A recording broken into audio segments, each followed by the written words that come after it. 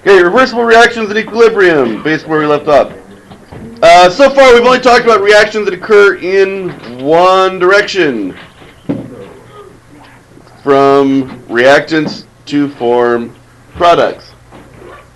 However, chemical reactions, are chemical reactions really reversible? Well, no. It, all chemical reactions really are ultimately reversible. It just depends on the amount of energy you're willing to put into it. So how is like burning a piece of wood a reversible process? How would you go from the ashes that are left of a burnt piece of wood and recreate a tree again? Well, it takes a long time, but essentially the products of the combustion are water, CO2, and energy. Water, CO2 are the reactants of photosynthesis, and it requires light energy from the sun to produce the glucose to rebuild the whole process. So it is ultimately a reversible process. It just takes a really long time. Luckily, we have the remarkable catalyst of chlorophyll in order to help us out with that.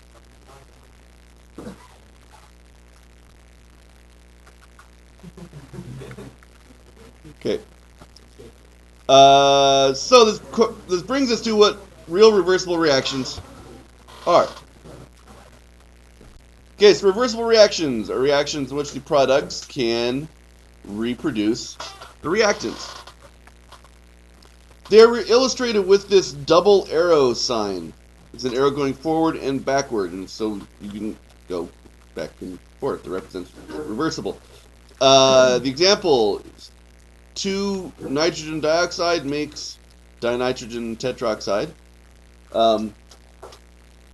N2O4. So that's just the name of it. When we have a reversible reaction, the reaction goes on until we reach what is called a chemical equilibrium, where chemical changes are not static, okay, or unchanging once the equilibrium has occurred. They are dynamic, which is a continually active process where the rate of the forward reaction is equal to the rate of the reverse reaction. Okay, which should sort of make sense. That if you have a reversible reaction, it's not going to go until you have, until you go halfway and then the whole thing stops. It's actually continuously going, but you have both reactions going at the same time in opposite directions. It's like a highway, okay, where you have cars that are constantly going back and forth, but at any particular moment you've got the same number of cars on either side of the, on north and south of that particular spot. Okay, so it's constantly going. This is a dynamic process. So I believe I have included in your packets this diagram on the back of your notes. So I want you guys to open this up. Yes? I gave you this diagram, right? Okay.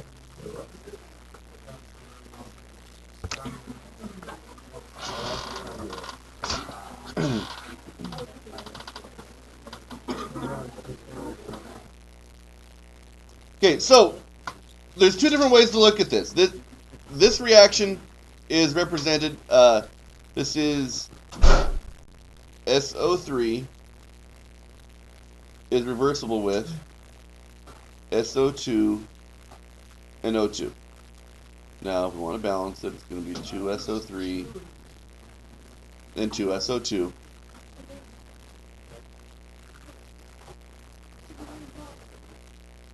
All right. So we've got, this is the reaction that we're looking at here. 2SO3 is going to be reversible with 2SO2 and O2. Well, and you can kind of see that because if these are all gases, then we're going to have twice as much SO2 for the O2, and that's, here's one for here's where we start with O2. That's where we start for SO3. So if we start with if we start with SO2 and O2, we're going to start at these two concentrations. And how much SO3 do we have in this? 0, right? But then as the reaction progresses, okay, our concentrations of the SO2 and O2 will decrease as we are producing our SO3 here. Okay, to reach these particular concentrations.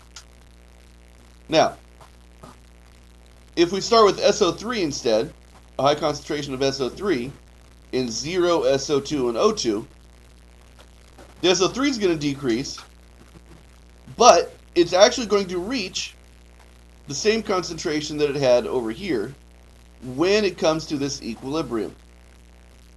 Okay, so when both reactions are going the same direction at the same rate, we're going to get these certain concentrations, and it's just going to sort of settle there. And it's the same, this settling concentration, these set of concentrations are going to be the same for every, no matter what reaction you're talking about, there's a characteristic set for all the concentrations that are in that reaction. So in this particular case, it would be, that much SO3 and this much SO2 and O2. Regardless of whether you started with, if you started with these guys, you get this graph. Or if you start with this one, you get this graph. You guys see how that works? So if you don't see how it works, you have the benefit, once again, of YouTube, so that you can go back to watch this video and study what we just said again. Okay. Go away. Go away. Go away.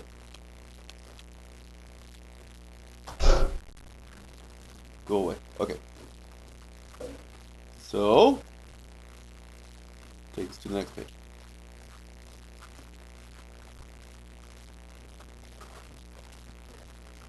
So, when the concentrations of the reactants and the products remain constant, that is when we have reached equilibrium. Okay, when the concentrations aren't changing anymore, that means we have our forward reaction and backward reactions are at the same rate. There are two possible reasons why a given chemical reaction appears to remain unchanged when it is mixed. The system is at chemical equilibrium, or the forward and reverse reactions are so slow that the system moved towards equilibrium at a rate that can't be detected. Okay, or this is also known as stopped. Nothing's really happening. Okay, this is sort of, this is like people eating. People live in a state of equilibrium with their food and exercise and their input and output. Okay, it doesn't really happen fast enough for us to be able to see the equilibrium unless we watch it over time.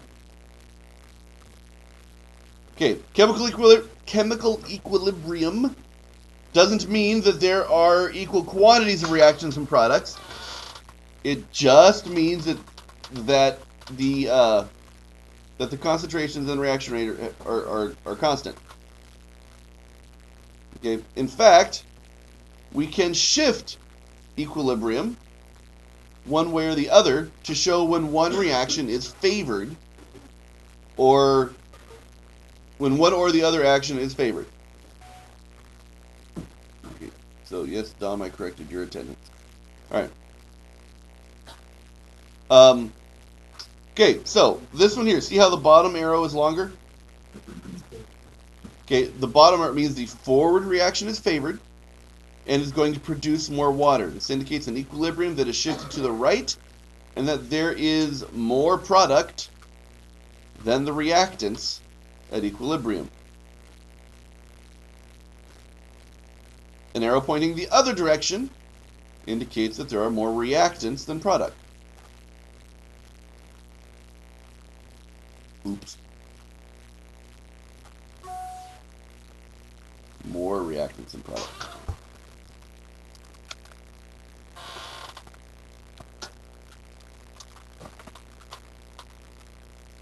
Okay. So, the position of the equilibrium is dependent upon three things. It is dependent upon the nature of the reaction, just what is reacting in and of itself, the temperature conditions of the reaction, and the pressure conditions of the reaction.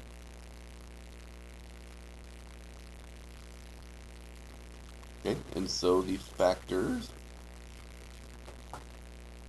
affect equilibrium. This is all based on what's called Le Chatelier's principle. So everybody needs to learn how to say this. You don't have to say it with the immaculate French accent, that of course I have, but you still need to be able to say Le Chatelier. So, okay, so repeat after me. Le Chatelier. There we go.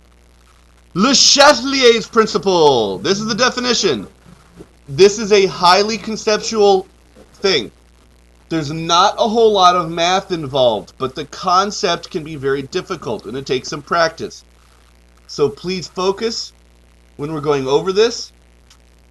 Okay, if you need to go to your locker to get your thinking cap, now's the time. Kidding. Dom's. Okay, here we go.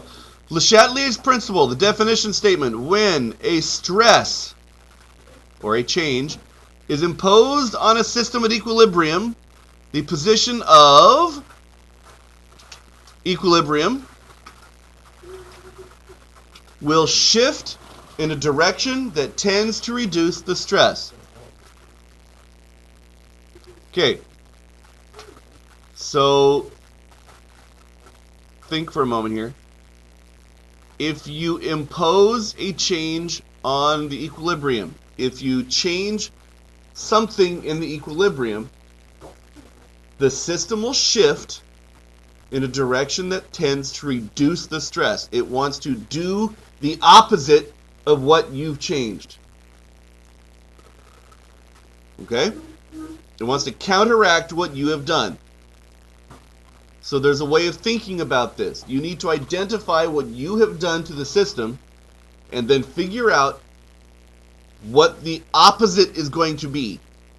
And that's what the equilibrium is going to shift to. That's how it's going to react. That make sense? Okay. So what are the stresses that can affect the equilibrium of a system?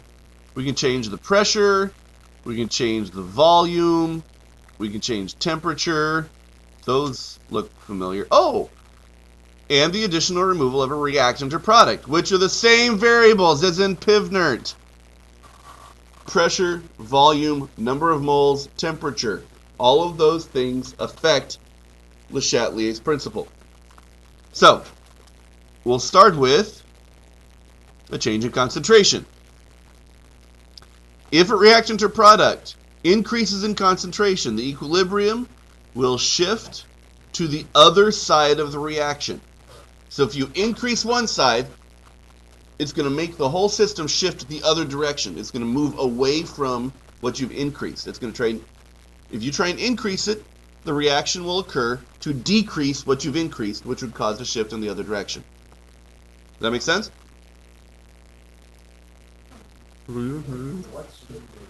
Shift. Good question. Shifting is. Okay, so the question was, what is shifting? And going back a page, this is what is shifting. You would have the reaction changing to favor one direction over the other if you increase one of either the product or the reactant. It's going to shift away from your change. Okay, if a reactant or product decreases in concentration, the equilibrium will shift to the same side of the reaction. So if you decrease something, the reaction is going to want to make more of what you just decreased.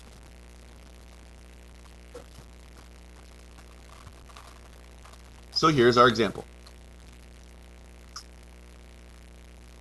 Given the Haber process, look it up.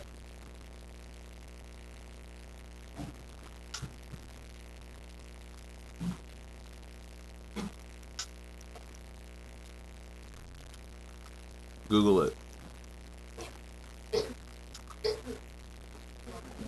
So Google the Haber process. This is a pretty historic Um, this is a historic chemical reaction, actually, which is kind of weird to hear about. But yes, it is a historic chemical reaction. But what we have here, we have 1 mole of nitrogen gas plus 3 moles of hydrogen gas are at equilibrium with 2 moles of ammonia. So, what effect does increasing the concentration of hydrogen do? Well, if we increase this, the equilibrium will shift to counteract the increase. It will do what it can to make the increase in nitrogen go back down. To do that, it's going to shift to the right. It is going to go to favor this direction because you just increased this. The reaction wants to decrease it, and it'll shift it over here. See that? In order to decrease the nitrogen, it's going to make more ammonia. Okay. All right. Note, the brackets around any substance represents the concentration of it in terms of moles per liter. So, in terms of molarity. So, if we decrease the nitrogen concentration, or decrease the molarity of nitrogen, it causes the equilibrium to shift to the left, favoring the production of more N2 to reduce the stress. So if instead of increasing and decreasing, or increasing and shifting, we do a decrease of N2, it's going to cause a shift that way to make more N2. Yeah? Okay. All right, next one, change in pressure. This one, we're actually going to use the same equation as our example. If we increase, pardon me, that's ugly. Increasing the pressure favors the formation. Here's the tough one. So I need you guys to really focus on this. Increasing the pressure favors the formation of fewer gas molecules, which would reduce the overall pressure. Decreasing the pressure favors the formation of more gas molecules. Now, using this side of the equation, using this equation, and we reduce the pressure, notice that these guys over here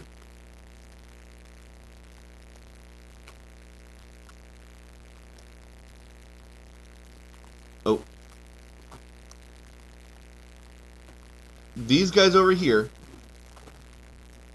have how many molecules of gas on this side?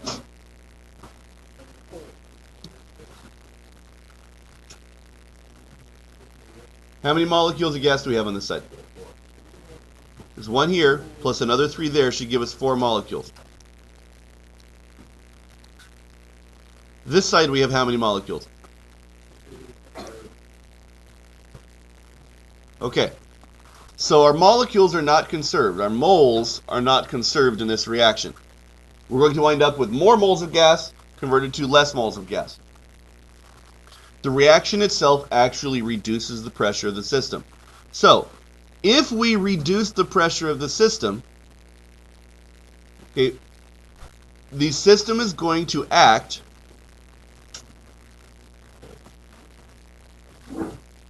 so if we reduce the pressure, the reaction will shift to do the opposite of what you did. So if you reduce the pressure, the reaction will shift to produce more pressure. The way it produces more pressure is by producing more molecules of gas. So in this case, well, reactants have 4 gas molecules, products have 2 gas molecules. In this case, the reaction shifts the equilibrium to the left. Remember, this is N2 plus 3H2 makes 2NH3. Okay. The reaction will shift to the left because there are more gas molecules over here, and that's going to increase the amount of pressure you have. So the N2 and H2 will increase, and the NH3 will decrease. So what do you think is going to happen down here on this next one? You have H2 and I2 at equilibrium with 2HI, and we increase the pressure.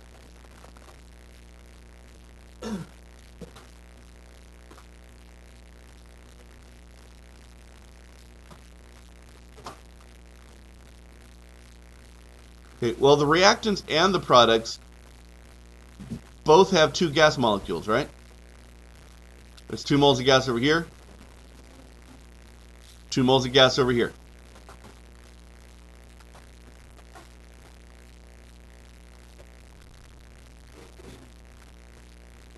Two moles of gas here, 2 moles of gas here. If we increase the pressure, is there a way for the equilibrium to shift to make fewer gas molecules? Now, it's got the same number on both sides, so it can't do anything. There's actually no change in that case. If you just increase the pressure and you can't, the reaction can't create more molecules, there's not going to be any change. It's exerting the same amount of pressure on both sides.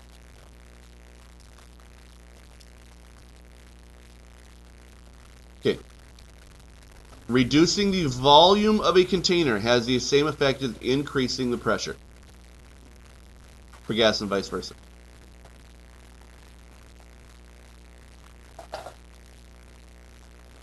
Okay, we are almost done with Le Chatelier's principle. So,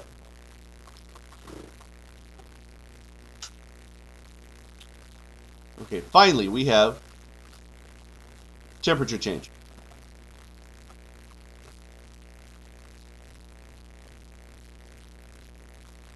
Increasing the temperature favors, okay, now here you go. What do you guys think about this one? If you increase the temperature, if you put more heat into the reaction is going to shift in some way to do what? If you're adding heat, the reaction wants to do what? Take away heat. What kind of reaction absorbs heat? An endothermic reaction. So if we increase the temperature, it actually favors the endothermic reaction. If you make it hotter, it will try to absorb the heat to reduce the temperature of the reaction.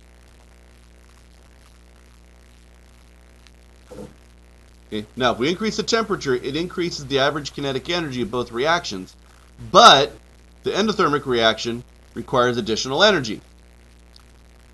Okay, and that's what will help to reduce the average kinetic energy of the reaction. If we reduce the temperature, that favors the exothermic reaction.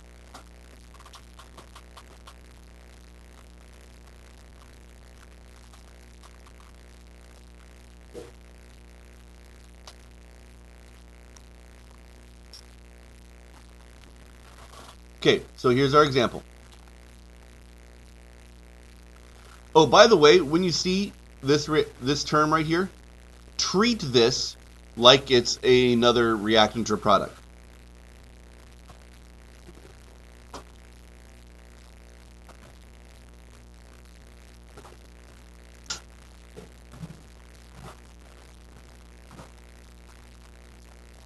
Okay, now, if this is a negative, from yesterday, if this is a negative enthalpy, this is going to be what? If it's negative, that means the shadows don't show up on the screen, so looks like this, right? So if we decrease our H, delta H equals a negative, what kind of reaction is this? This is an exothermic reaction.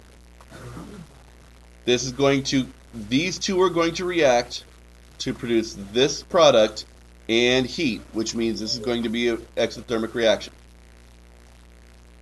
Okay? If this guy were over here, if this were N2 plus O2 plus 181, that would be endothermic. All right. So in this reaction, since heat is produced in this reaction, the heat term is on the product side, the forward reaction is exothermic and the reverse reaction is endothermic.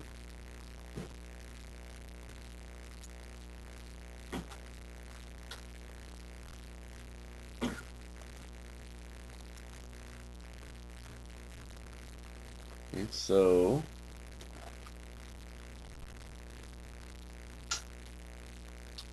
exo, endo.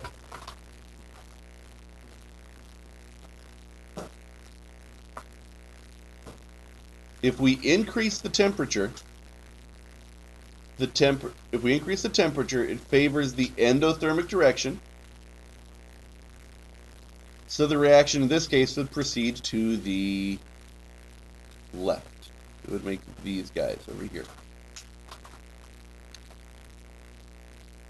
This decreases the concentration of nitrogen monoxide, while N2 and O2 both increase.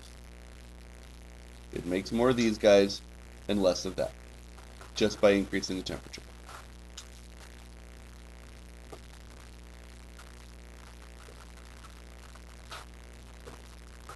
Okay.